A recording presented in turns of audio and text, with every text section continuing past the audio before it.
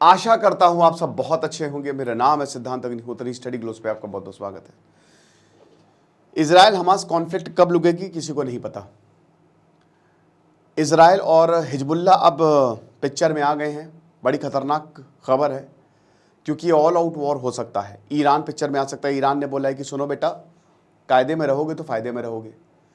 क्या कहानी है, कहां पे हमला हुआ है और हम क्यों बात कर रहे हैं इजराइल हमास हिजबुल्ला की, हम बात करेंगे। लेकिन उससे पहले दोस्तों मैं आपको बताना चाहता हूं कि हमारा ये शानदार मॉड्यूल, अगर आप RO ARO की तैयारी कर रहे हैं, कोई स्टेट एग्जाम की तैयारी कर रहे हैं, कोई भी एग्जाम, SSC की वॉन्ट्स आ गई हैं, हमारा ये शानदार कोर्स आप लीजिए। 10,000 मल्टीपल चॉइस क्वेश्चन का 5 से 6 महीने में ये कोर्स पूरा कराएंगे। सिर्फ और सिर्फ ये कोर्स 999 का। और शुरुआत के तकरीबन, क्योंकि 500 स्टूडेंट्स पे था तो काफ़ी जल्दी ये सीटें फुल होती जा रही हैं। कुछ स्टूडेंट्स के लिए तो हमने 500 ऑफ डायरेक्ट रखा है, सीधा 500 ऑफ है। 10,000 कोड आप यूज़ करें तो शुरुआत के जो 250 स्टूडेंट्स हैं उनको 500 और ऑफ मिल जाएगा। तो बिल्कुल भी देर ना करें, इस कोर्स को अवेल करें। 10 अगस्त से क्लास शुरू होगी और हम वादा करते हैं कि अगर आपने सही से पढ़ा और आप देखिएगा कि जब आप इस कोर्स को पूरा पढ़ लेंगे और आप एग्जाम देंगे, आपको लगेगा कि अरे ये तो हमने पढ़ा हुआ है, एज इट इज क्वेश्चन आ गए। तो ज़रूर इस कोर्स को अवेल करें। तो बात इतनी सी है कि ये आप देख रहे हो, देखो क्या हो रहा है। इजराइल जो है वो रुक नहीं रहा है। 8 अक्टूबर से ये वॉर शुरू होगी। 10 महीने हो गए हैं और ये वॉर ख़त्म होने का नाम नहीं ले रही है। सैनिक भी थक गए हैं, बोले कि भैया हमको आराम दे दो। अब क्या है इजराइल का स्टेटस? इजराइल का स्टेटस ये है कि 1500 इजरायलीज मारे जा चुके हैं लगभग। और इसमें 8 अक्टूबर को जो इजरायलियों को, यहूदियों को किडनैप किया था हमास ने, उनको अभी तक छोड़ा नहीं गया है। कुछ को छोड़ा गया लेकिन 200 के करीब कैप्टिव्स कहाँ हैं नहीं पता। फिलिस्तीन की बात करें तो 39,000 फिलिस्तीन्स मारे गए हैं। इसमें बहुत सारे बच्चे हैं। कभी हॉस्पिटल पे बॉम्ब गिर जाता है, कभी रिफ्यूजी कैंप पे बॉम्ब गिर जाता है। बेंजामिन नेतन्याहू सो सब कह रहे कि भैया अब तो रुक जा, बोले नहीं रुकेंगे। बेंजामिन नेतन्याहू, एक एक्सपर्ट मैं सुन रहा था, उनको कह रहे कि देखिए उनको पता है कि अगर एक बार वॉर रुका, अर्ली इलेक्शन होंगे और वो हार जाएंगे, तो इसीलिए वो वॉर को बहुत एक्सटेंड करना चाहते हैं कि इलेक्शन ही ना हो। ठीक है ना। गाजा पे भयानक हमला हो रहा है एक के बाद एक, और कतर, हमास, ये सब जो मेन प्लेयर्स हैं वो मस्त, ठीक है, वो मस्त अपनी पॉलिटिकल रोटियां सेक रहे हैं, मजे ले रहे हैं। और अभी फिर से अमेरिका जो कह रहा है कि रुको हमको ये क्लोज करना है, कॉन्फ्लिक्ट को क्लोज करना है। CIA के बिल बर्न्स जो हैं वो अभी इजिप्ट, कतार, इन सब से मिले हैं। कतर से कहते हैं कि चलो चलो यार, सब मिल के बनाते हैं, कागज़ तैयार करते हैं, फिर से इजराइल और हमास के मुंह पे मारेंगे और बोलेंगे इसको साइन करो। लेकिन इजराइल कह रहा है कि नहीं भैया, ये कंडीशन हम नहीं मानते हैं। तो बेसिकली हालात बहुत ख़राब है और जैसों को तैसे ही है। मार्च में लग रहा था कि एक सीज फायर डील साइन हो जाएगी, बट ऐसा नहीं हुआ।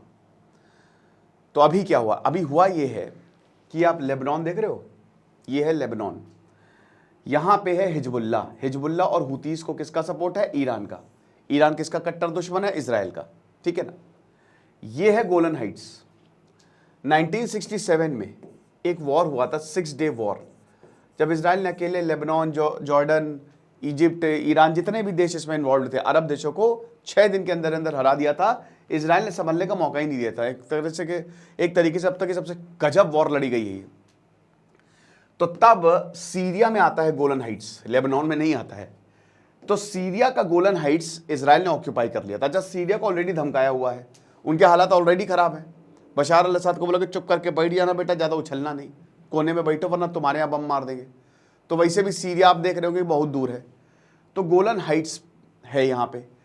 अब उसके बाद फिर बातचीत चलती है, बट बातचीत के बीच में 1981 में फिर से इसको रीएनेक्स कर लिया, यानी कि अभी गोलन हाइट्स इजराइल के पास है। हालांकि जब आप सीरिया के मैप में देखोगे, दिख रहे हो ना कि गोलन हाइट्स सीरिया का ही दिखाता है। सीरिया कहता है हमारा है, जबरदस्ती इल्लीगली इजराइल ने इसको ऑक्यूपाई करके रखा है। तो ये हिसाब किताब है। अब इल्लीगली ऑक्यूपाई किया कि जो भी ऑक्यूपाई किया, बट फिलहाल गोलन हाइट्स इजराइल के ऑक्यूपेशन में है। अब यहाँ पे कम्युनिटी है ड्रूज कम्युनिटी, ठीक है ना। अब इजराइल कहता है कि ये तो हमारे लोग हैं, इजरायली हैं। अब ये वैसे इजरायली हैं तो नहीं, ठीक है, लेकिन अब कहता है तो ठीक है। ड्रूज कम्युनिटी है यहाँ पे। एक गांव है मजदाल अल शाम, ठीक है, यहाँ पे 5-6 गांव हैं। इजराइल का कंट्रोल है तो इजराइल देखता है सब कुछ। तो अब वहां पे एक रॉकेट आके गिरता है। 12 बच्चे जो फुटबॉल खेल रहे थे 1 मिनट में साफ राख बन जाते हैं। अब उसके बाद इजराइल कहता है कि हिजबुल्लाह ने इसको फायर किया। हिजबुल्लाह का जो रॉकेट है फलक 1 उससे ये फायर हुआ है और यहां पे खेल खत्म हो गया इन बच्चों का। हिजबुल्लाह ने बोला पागल अगल हो गया है काबे, हैं क्यूटिया बनाना बंद करो, हमने ऐसा कुछ नहीं किया है। तो एक तरीके से ये तुम्हारा रॉकेट है। इजराइल ने ही ये पूरा का पूरा प्लान रचा है ताकि हमला करके ये वॉर एस्केलेट कर पाए, हिजबुल्लाह को टारगेट पे ले पाए। हिजबुल्लाह और हुतीस ये सबसे स्ट्रांग प्रॉक्सी है। अगर हिजबुल्लाह डायरेक्ट वॉर में आ गया तो इजराइल को बहुत मुश्किल होगी, ठीक है ना। इनडायरेक्ट वॉर में है, ये लगातार अटैक्स कर रहा है, ऐसा नहीं अटैक्स, ये हमास की मदद कर रहा है। भाई वही है कि दुश्मन का दुश्मन मेरा दोस्त, तो जितने भी ये सब एक ही चट्टे बट्टे हैं, एक चट्टे बट्टे के ही हैं। तो आप ये समझिए कि हिजबुल्लाह चाहता है, लेकिन यहां पे एक चीज आपको समझनी है कि ना ही हिजबुल्लाह ना ही इजराइल डायरेक्ट वॉर चाहते हैं। कोई भी इजराइल नहीं चाहता कि हिजबुल्लाह डायरेक्ट हमसे लड़े और हिजबुल्लाह भी नहीं चाहता कि इजराइल हमसे लड़े। नुकसान बहुत होगा, दोनों को बहुत होगा, ठीक है ना। तो अब यहां पे जब एक्सपर्ट से पूछा गया तो ये बोला जा रहा है कि भाई देखिए, हो सकता है ये तो इन्वेस्टिगेशन होगी तभी पता चलेगा कि यहां पे क्या हुआ, किसका रॉकेट था। लेकिन हो सकता है अगर मान लीजिए हिजबुल्लाह का भी रॉकेट गिरा है वहां पे तो वो मिसफायर है, क्योंकि कोई भी नहीं चाहता कि दोनों में वॉर छिड़े, ना ही हिजबुल्लाह ना ही इजराइल। नोबडी वांट्स कि दोनों में भयानक युद्ध हो। तो इजराइल बिल्कुल नहीं चाहता है और हिजबुल्लाह भी बिल्कुल नहीं चाहता है। तो जिसका भी रॉकेट गिरा है वो मिसफायर है, वो गलती से हो गया। तो भाई गलती क्यों हो रही है? और गलती तो छोड़िए, अब बंद करो भैया, बंद करो यार वॉर को। आप समझ रहे हो,